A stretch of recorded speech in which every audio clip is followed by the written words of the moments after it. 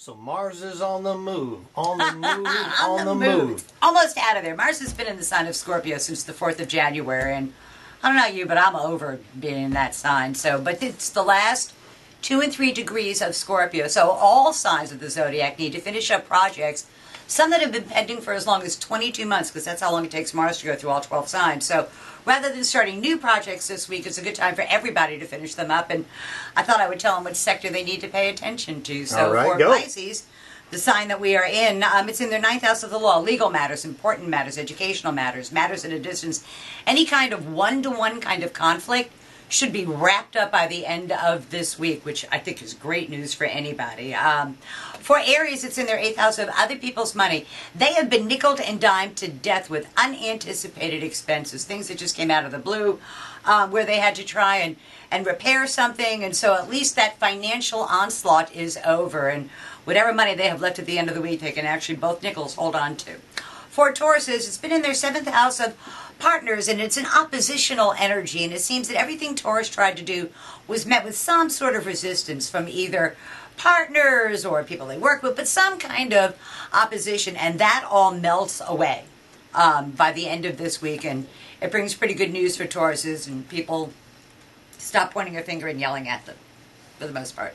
For Gemini, it's in their 6th house of work and responsibility and health matters, and there's been a lot of upsets, a lot of uncertainty going on at work. They're not really sure what the upshot is going to be.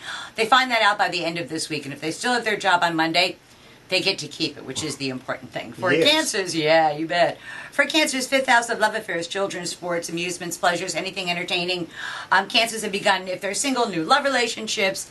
They've had interesting events going on with children, and that all comes to an end, and the good times come to an end. And whatever they've been doing as a vocation, they can actually find a way to turn it into a vocation over the next 6 weeks or so. For Leos, there has been all sorts of stuff going on at home. All sorts of changes and upset, and their routine has been sort of upset at home, and that's all over. That ends at the end of this week, and literally a calmness returns to their home. Their routine gets, back into shape, so they've really had quite a challenge with this energy. It's been not fun for Leos, so that at least comes to an end. For Virgos, it's been in their 3rd house of day-to-day living and lower courts, educational matters, back and forth, things that require short distance, short duration travel, all come to an end as well, and they get some kind of resolution to it.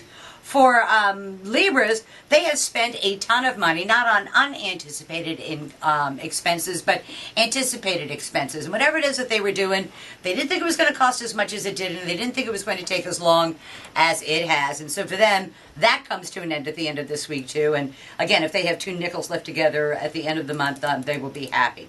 For Scorpios, Mars has been in their 1st house, and they're like the Robert Conrads for the last 2 months going, go ahead, knock this off my shoulder. They've been very provocative, and they have been provoked, and that also comes to an end for them, and which is a good thing because they kind of be tired of being on the defense all the time. For Sagittarians, this has been a behind-the-scenes kind of transit. They have not been able to project their energies out into the world. They've had to hold their tongue for one reason or another, or stay back and not be in the forefront for one reason or another, and that also comes to an end. For Capricorns, it has been in their 11th house of hopes, wishes, goals, and objectives. And for them, they have really they've taken a lot of steps to reach for the brass ring, and there should be some sort of tangible reward that comes at the end of this week that tells them, for a job well done, which is a great thing for them.